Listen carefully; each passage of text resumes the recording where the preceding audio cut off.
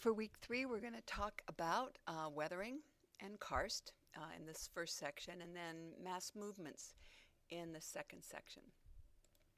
So weathering is basically the breakdown of rock material into smaller particles. It doesn't involve moving the particles, but it does make the particles accessible or able to be moved or transported later by wind, water, waves, whatever processes. There's 2 general types of weathering. One is physical, which is kind of the mechanical breakdown of rock, as if you took a hammer and just cracked rock into smaller pieces. So there usually is involved some kind of direct contact with ice, wind, or some other rock. And then chemical weathering, which is the chemical reaction of minerals within the rock, usually with water or elements in water, to form new substances. So when we talk about physical weathering, the idea again is we're just making big rock into small rock, and this can happen by breaking the rock when it falls and just cracks and creates more pieces, or cracks or joints in the rocks that are enlarged, or by abrasion. So we're going to look at a couple of those processes: frost wedging or freeze thaw, or the process of salt crystal growth, root pry, abrasion either by wind or water, and expansion. So when we think about weathering, physical weathering or chemical weathering, it really produces this product called regolith, which is kind of the result of that weathering, and it's the loose material that is on the surface of the bedrock or the parent material. And usually soil can be developed out of a regolith, and the regolith has a lot or is dependent on the type of parent material that it was formed from. So the first type of weathering is freeze thaw or frost wedging, and so this happens when water gets into cracks or joints in a rock, and then because water expands when it's frozen, it expands and puts pressure on those joints, and this is something that would happen over time. So the ice would expand, open up the crack. When spring comes or summer comes, the ice thaws. Next time it rains, water gets deeper into the crack opens again with the next freeze cycle. And over time, this will destabilize the rock surface or the slope.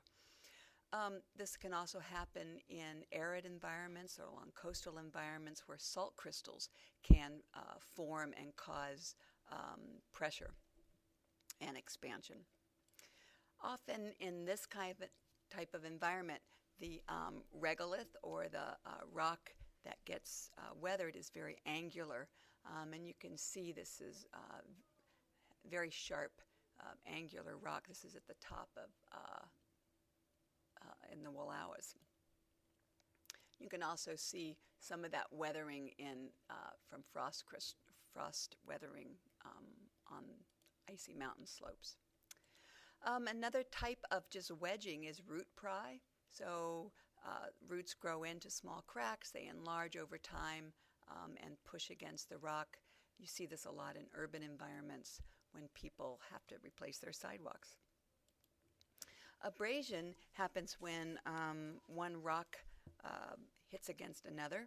You can see that in river environments when rocks can come flowing down with a large flood stream and impinge on other rocks, or rocks get caught in an eddy and create these potholes which are smooth and rounded. In wind environments, rock can ping and be uplifted and moved in sandblasting against other rocks, creating ventifacts. So all of these are examples of physical weathering. Another type of physical weathering is called expansion or pressure release jointing, and this happens when a batholith, for example, a large granite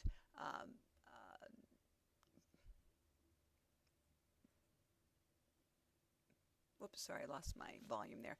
A batholith, a large granite deposit, cools underground, And over time, that underground deposit gets lifted, maybe through tectonic movement or erosion from the surface material. And when the weight of the surface material is lifted, that rock actually expands, and that expansion will cause cracking. And so here's some examples of that curved kind of cracking incrementally as the rock is lifted further and further in elevation. And that is the process that created the rock in Yosemite. Excuse me, I'm going to pause this a second. So chemical weathering actually causes a chemical reaction with the minerals in the rock and atmospheric water, other particles. And with chemical weathering, instead of just breaking the rock into smaller particles, it actually creates new elements. It also causes the rock to increase in bulk sometimes, and that causes stress in the rock. When it has this chemical reaction within the rock, other minerals are left, creating the material to be more porous, lowering the density of the rock. And we often think of chemically weathered rock as being rotten or soft. So we're going to look at three primary types of chemical weathering: oxidation, hydrolysis, and carbonation.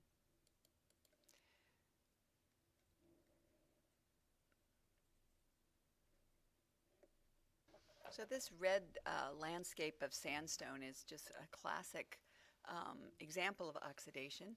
And so oxidation is a reaction of rock minerals with oxygen elements, and usually in water or the atmosphere, and the changing of that mineral composition. So when rock minerals oxidize, they become weaker, less resistant to other weathering. And so this is an example where iron is combined with oxygen, creating iron oxide, and that creates that red rust color that you see. And that's the kind of thing that happens when people have cars along the coast. They get the rust kind of eats away at the metal, or as the iron is removed from the metal and deposited as rust deposits, you get that lumpy red deposit and then holes in the rest of your car. Hydrolysis is the reaction with water and minerals in the rock, again making them less resistant to weathering. And often hydrolysis, especially with, we're talking about igneous parent rock, will create clay minerals, so that the minerals in the rock combine with water, create clay, leaving that rock porous, weak, and sort of rotten. Chemical acids can be produced in organic material that also dissolves rock minerals. So plants can have two aspects: physical weathering of root pry and chemical weathering of acids. Carbonation, the last type of chemical weathering that we're going to talk about, is the reaction of carbon dioxide and rainwater, and it can form a very weak carbonic acid. And as the acid, I should really do this before I start, as the acid seeps into the substructure, it reacts with calcium carbonate in limestone, dolomite, or gypsum to form calcium bicarbonate. So when you think about ocean floor deposits, are often limestone with lots of calcium carbonate from shells of animals, and as those deposits become land surface, such as you see in Florida, then this can create those landscapes, or those carbonation landscapes. So when the calcium carbonate is created, it flows out of the parent rock and creates many landforms like caves, stalactites, stalagmites, holes in caverns. And those landscapes are called karst topography. So when you see karst topography, you know that the parent rock is gypsum, limestone, or dolomite, which has a lot of calcium in that rock. The karst topography is very uneven. It may have big pits or holes, underground streams, caves and caverns. So here's a little diagram kind of showing how a sinkhole is created. For example, as the calcium carbonate is created and removed from the rock joints, you begin to get smaller holes or pipes. Those pipes will coalesce and build, and then over time, the overburden or the soil above can no longer be supported when that hole is created. When the calcium carbonate comes back into oxygen-rich areas, it will deposit in the form of stalactites, which hang down from cavern ceilings, and stalagmites, which build up from the floor surface. Here's an example, a little bit of a pit, a sinkhole. Here's some other sinkholes that are created, trees growing in the bottom of the sinkholes. When you look at I missed one, there it is, location of karst in the world, you can see it's almost on every continent,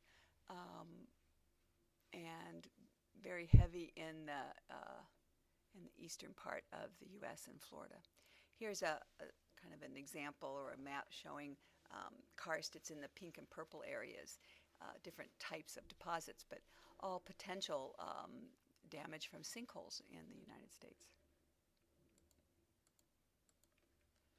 So when we look at weathering, there's a lot of elements that determine the type of weathering, how fast the weathering is, what kind of rock it is. Is it sandstone or is it a granite? Sandstone's going to weather more easily because it's more porous.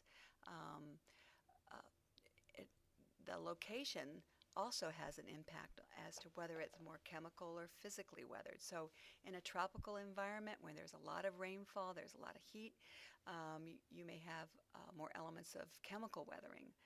There's more water to react with mineral elements. In a desert landscape or a drier landscape, you may see more more physical weathering, as you have heat expansion, you have cold, you may have more salt crystal growth or more wind for erosion. So each of those types of weathering types can be seen depending on the different climate areas as well.